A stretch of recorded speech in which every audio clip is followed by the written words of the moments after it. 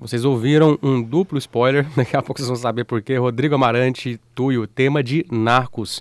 Maravilhosa série disponível na Netflix com Wagner Moura, Pedro Pascal, que conta a história do Escobar. Todas as temporadas são boas, mas a primeira temporada é fantástica, cara. É muito, muito bom. E pra variar, até hoje eu não vi. Pois é. E ouvindo essa abertura aí me deu saudade do tempo que eu tava maratonando, batendo assim, sem piedade, todo segundo que eu tinha assistindo essa série, que é, nossa, é muito boa. E a gente teve assim, a gente passou numa das... numa das fazendas do Escobar, lá na Colômbia, né? Você lembra disso? Não. Não lembra disso? A gente passou numa fazenda dele? Vamos contar essa história agora também, né? O Escobar tinha duas fazendas muito, muito famosas lá, né? Teve a mais famosa dela, que é a Hacienda Nápoles. Sim. Que, inclusive, tem um problema muito sério na Colômbia agora com hipopótamo, porque ele levou uma série de animais exóticos para lá que não poderia ter introduzido, entre eles hipopótamo, né?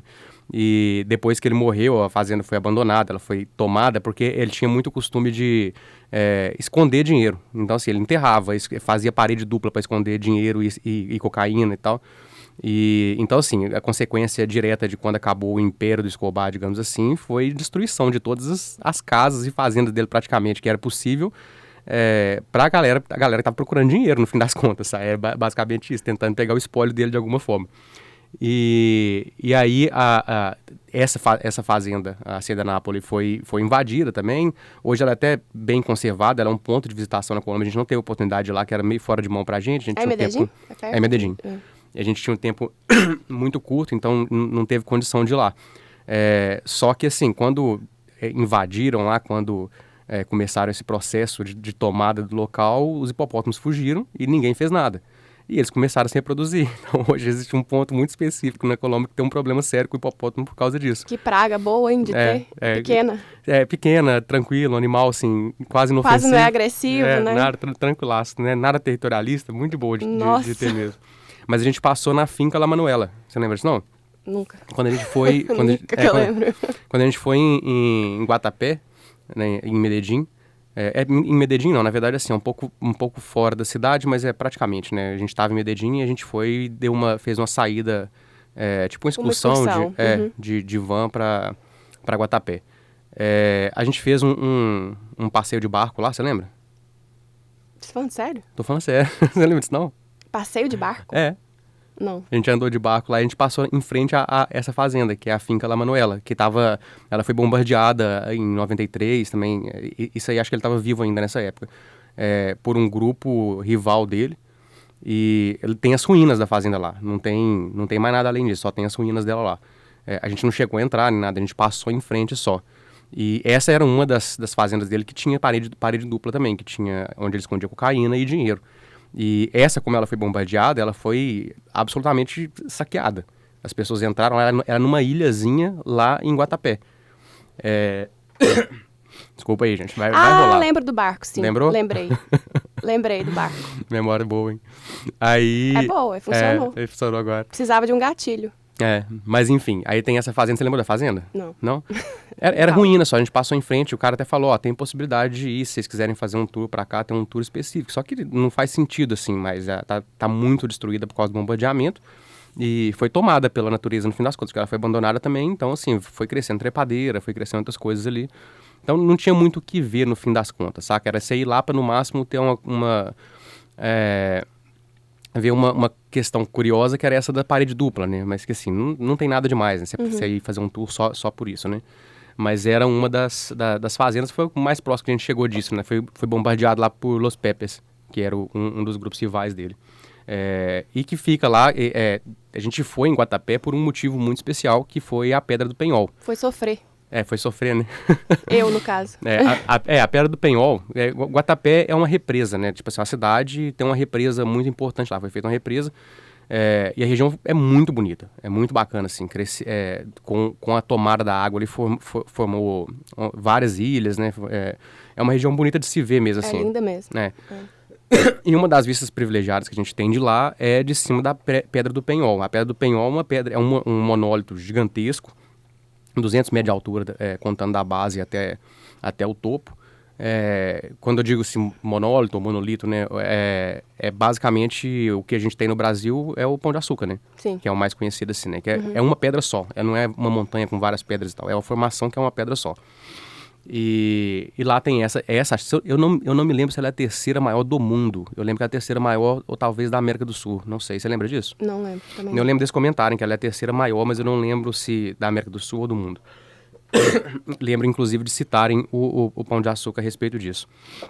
E é muito bacana lá. E ela foi escalada pela primeira vez na década de 50. E depois disso construíram uma escadaria lá para quem quiser chegar, para não ter que escalar até o topo dela se você quiser ir. Tem uma escadaria. Nega, conta pra gente aí como que foi a experiência, mas conta com riqueza de detalhes de subir esses degraus. Ô, gente, vocês já conhecem aqui, né? Depois de alguns episódios, vocês já conhecem meu histórico de atleta. Que eu, no caso, não existe. Foi um sofrimento pra mim, total. E o Rafael, sei lá, no auge, né, do físico dele. Você tava, não tava? Eu tava bem, Tava no muito auge, bem, né? assim, do preparo físico. O menino saiu na minha frente e foi embora. Foi embora. Eu acho que ele chegou a voltar várias vezes pra me esperar. Não só pra voltar, mas pra registrar também. Pra registrar o meu sofrimento, porque foi... Nossa Senhora, todo degrau que eu subi, eu te odiava mais por ter me levado para aquilo. Você lembra quantos degraus são? 700? Eu acho que até aquela... Porque são dois... No fim das contas, tem dois patamares lá em cima, né? Tem oficialmente, são 649 degraus.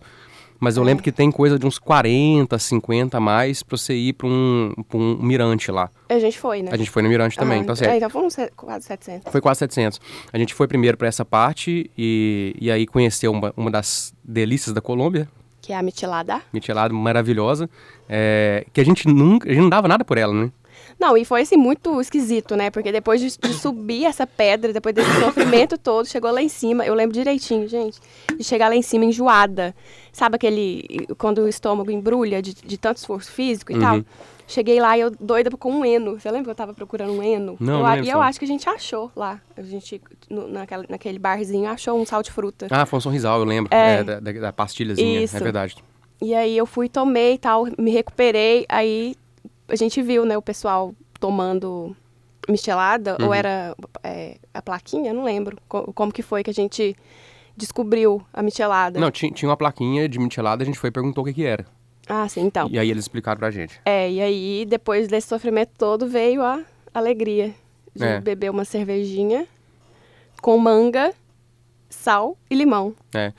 O que é incrível, eu acho, que das experiências culinárias e também, assim, englobando aí também a parte de bebida na Colômbia, que eu achei.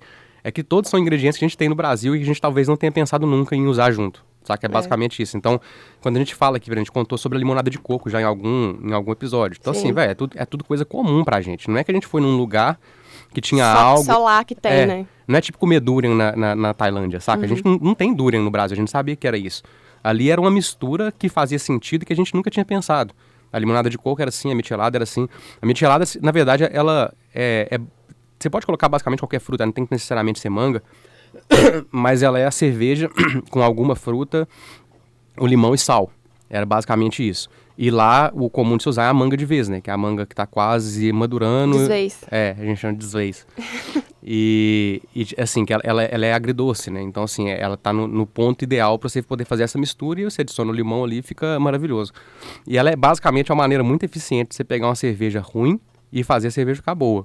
É basicamente isso. Então, assim, você não vai colocar isso numa cerveja... Essa é a função dela. Você não vai fazer isso numa cerveja artesanal, né? Você vai pegar a sua Brahma e vai... Nossa, eu acho que nem assim eu bebo Brahma, viu? Pronto, agora ficou, ó. Tá outro patamar. Sei lá, original é bom. A idade vai chegando, vai ficando mais exigente, mais né? seletiva com as cervejas. Quem vê não pensa que tomava Skol, tipo, furando latinha, né? Eu não. Você nunca fez isso, não? Nunca. Nossa, eu fiz demais. Pegar Skol, você sacode a latinha fechada. Credo, não. E aí você fura ela com uma chave, alguma coisa, e bebe ali o gás, joga pressão, né? E aí você praticamente vira a latinha num furinho que você faz nela ali, você bebe quase todo o líquido. Pra que vocês faziam isso? Pra ficar tonto mais rápido. Nossa. Se é adolescente, você faz isso, cara, normal. Não, eu não fui essa adolescente, não. Não, isso, porradinha, que é um clássico da cachaça também, que você coloca geralmente Sprite, qualquer refrigerante de limão com cachaça. Essa aí eu já experimentei. E aí, tipo assim, Não recomendo. tem duas formas básicas de você fazer. Uma, você tampa o copo com a mão e bate ele na coxa, o fundo dele, e aí aquela batida ali ativa o gás, né? E aí, tipo assim, ela sobe de uma vez e você vira num tapa só. Ai. Outra, se você não tiver, sei lá, você tá com um copo de plástico, alguma coisa, tem a possibilidade, você pega o guardanapo e enfia dentro dele, assim, dá umas duas enfiadas ali no copo e aí acontece a mesma coisa. O gás sobe também de uma vez e aí você vira. É uma segunda forma de fazer se você não puder bater o copo na coxa, porque bater o copo de plástico na coxa vai ser um pequeno desastre, né? Então fica mais complicado. Aí, gente, ó, anotem as dicas, quem quiser variar aí nas farras. Sigam-me pra quem quiser dar trabalho aí, ó. Tem várias dicas de como passar mal. Adolescentes que nos ouvem. E assim, aí a gente conheceu a Michelada e foi muito bom. Foi uma das coisas que a gente levou para nossos amigos no Brasil também. No primeiro evento que a gente fez, a primeira festa que a gente fez, que foi a inauguração de uma casa que eu tava morando em Abaeté. Você fez as duas, né? Eu fiz a limonada de coco, fiz Michelada e fiz empanada e... Eu fiz bunhuelo? Acho que eu fiz bunhuelo, não fiz? Acho que não. Não? Eu fiz alguma... Foi empanada, não lembro. Eu fiz alguma outra coisa também de comer que a gente conheceu na Colômbia, mas eu não lembro o que era. É porque a gente tinha recém-chegado da Colômbia, né? Naquilo ali. Não tinha? 2017, foi outubro, eu acho. Eu até não lembro quando eu fui pra casa lá não, mas acho assim... que foi, tipo, final de setembro. A gente chegou no início de setembro. Enfim. Mas assim, foi uma das coisas que a gente levou também, né? E o Penhol, que é essa pedra, ela fica a 2.135 metros acima do nível do mar. Então, assim, por si só, se você não tá acostumado com a altitude, isso aí já é um peso. Sim. Isso aí já é uma coisa que, assim, afeta a sua respiração um pouco, né? Eu acho que eu cheguei a comentar se eu não me engano, foi a primeira história de viagem, quando eu falei do sequestro na Colômbia. Uhum. Aliás, aí, para quem nos acompanha há menos tempo, a gente disponibilizou todas as histórias de viagem no nosso canal no YouTube. Então, assim, a grande maioria tá só o áudio, mas a gente fez uma playlist, você pode colocar e ouvir um por um dos episódios. São vários, né? Tá tipo 24, 25 episódios. Cara, muito. Eu não fazia ideia que tinha tanta coisa assim pra... Aí tá tudo lá na playlist, inclusive essa história de viagem de hoje vai pra lá também daqui a pouco. E assim, vocês podem ouvir tudo lá, inclusive essa história do sequestro, que entre as coisas que eu comentei, eu acho que eu comentei, não tenho certeza não, tá?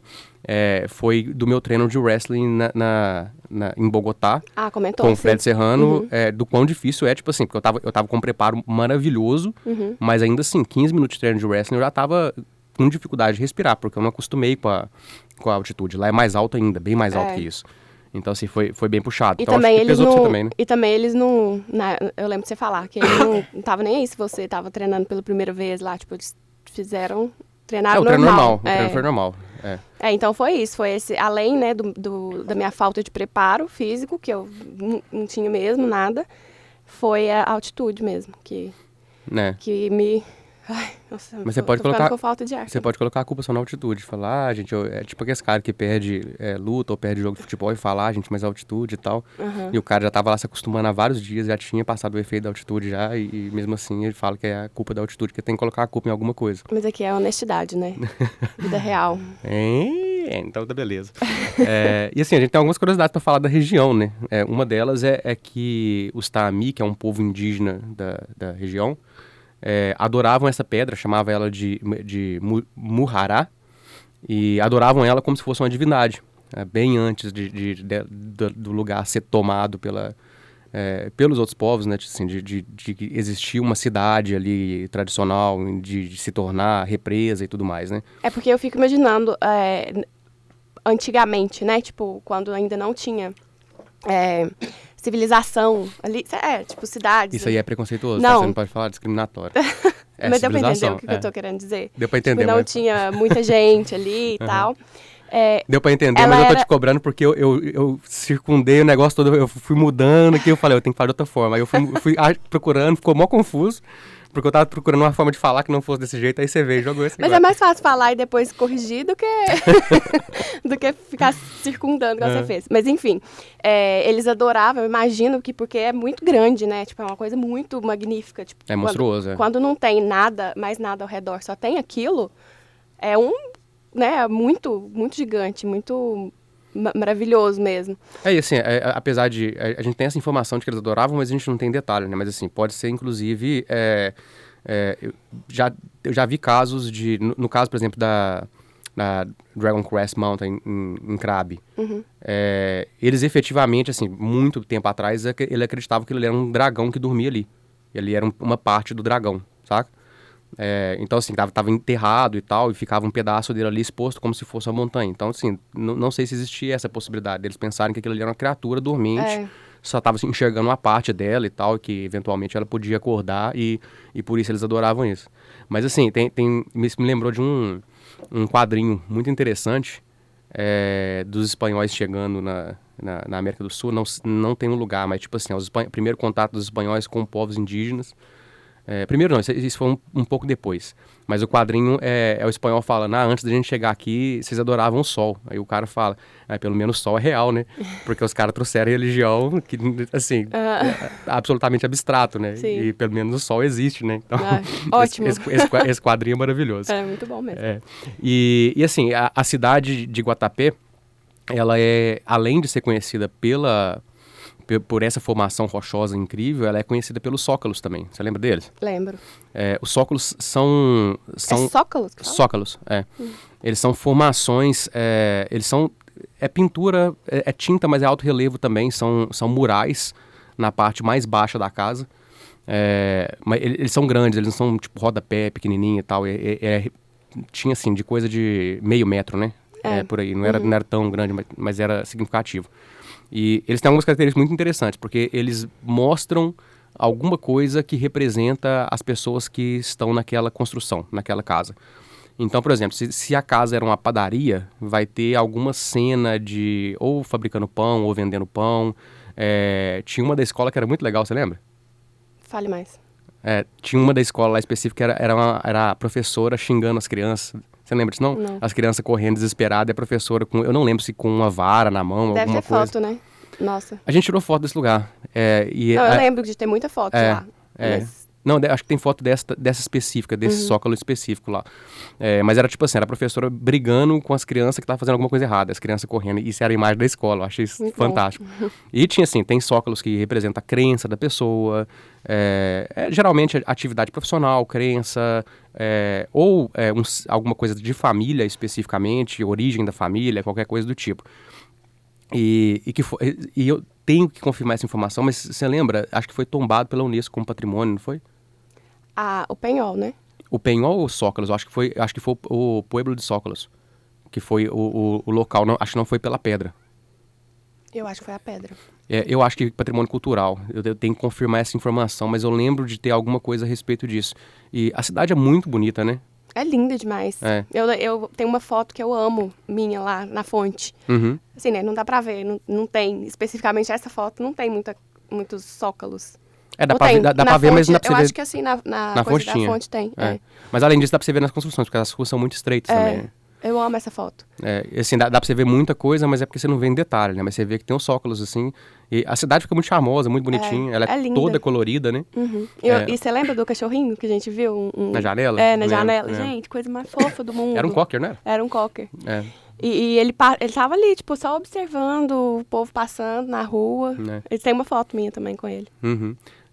E além disso também tem muita coisa interessante lá do ponto de vista culinário, né? Lá a gente comprou doce de leite, tinha vários doces típicos da região que a gente comprou também, você lembra disso? Lembro, tem um espetinho de porco, foi lá também, não foi? Foi na volta, a gente tava voltando pra Medellín, foi no meio do caminho. Não foi lá? Não, lá a gente comeu foi uma truta, um peixe. Truta, não... A gente comeu bem no pé do Penhol mesmo, a gente almoçou num restaurante lá e nessa represa tem muita truta. Eles pescam várias coisas, mas assim, o peixe mais comum lá é a truta. E aí tinha um prato específico que a gente comeu lá que foi com a truta frita, que estava muito bom, inclusive. A maneira como eles fazem, geralmente colocando, tem a banana frita, né? Vinha junto e... era bom, né? Banana frita. Mas uma coisa que eu ia comentar sobre o Penhol, que a gente não falou, é a vista lá de cima. É muito lindo, né? E o dia que a gente foi, tava nublado, não tava aquele sol, assim, não tava... porque normalmente, para ver essas fica melhor quando fica tem mais sol. Bonito, quando o tempo tá luz. aberto. Só que nesse dia tava muito lindo, porque as nuvens estavam assim, bem, bem baixas, né? E ficou muito, um clima muito gostosinho, assim, de curtir. E tava um chuvisquinho também, tava muito... Você consegue imaginar você subindo aquela pedra no sol rachando? No sol, é. Acho que foi até melhor desse jeito, né? Foi Deus que me ajudou. A gente chegou, tava muito nublado, tava chuviscando, inclusive, né? Isso, tava chuviscando e a gente com aquele guarda-chuva do mercado. Amarelo, né? Amarelão. Do Êxito. É isso que eu queria comentar, que apesar de não estar com sol, a vista foi maravilhosa. Tipo, não deixou nada a desejar. Diferente de outros pontos de outros passeios que se a gente for fazer sem sol, não dá pra curtir, não dá pra ver a beleza mesmo do lugar. Tem lugar que dá uma estragada, né? A gente esteve agora recentemente no nossa, me deu branco, gente. Como é que chama? Mas eu tô falando do Farol. No Nugget Point. A gente esteve lá e, tipo assim, a gente pegou um dia lindo, né? Tava maravilhoso. Se tivesse nublado, você não ia ver a cor da água com perfeição, você não ia ver... Foi, inclusive, acho que foi nossa última publicação do Instagram, não foi? Do Nossa Vida Pelo Mundo? Foi. Eu acho que foi. Entra lá no Nossa Vida Pelo Mundo, dá uma olhada lá como é que tava lindo o lugar. Lá é muito bonito, mas é lógico que, sim, se você for nublado ainda vai estar bonito, mas o sol muda a cor da água, então, assim, muda toda a experiência no fim das contas, né? E o Penhol, apesar de que a gente foi sem sol, ainda estava muito bonito, né? Tava lindo. Esse clima, assim, cinza, sabe? Esse tempo cinza, assim, tava bonito ali. Deu pra curtir. E foi interessante que foi uma das experiências que a gente não tinha feito um planejamento mesmo, né? A gente chegou em Medellín e falou, o que a gente pode fazer aqui? E aí viu algumas opções e uma delas era essa. Isso é raro, né? A gente acabou optando por ela, porque a gente tinha muito pouco tempo em Medellín, né? A gente não tinha tanta coisa assim... planejada para lá, porque o tempo era muito curto também. Era um lugar que a gente queria passar, mas queria conhecer algumas coisas específicas, queria ir em museu, mas assim, a parte extra, fora de Medellín propriamente, a gente ainda não tinha decidiu pular, e foi uma decisão muito bem tomada, porque adoramos a cidade, né? É um lugar que a gente recomenda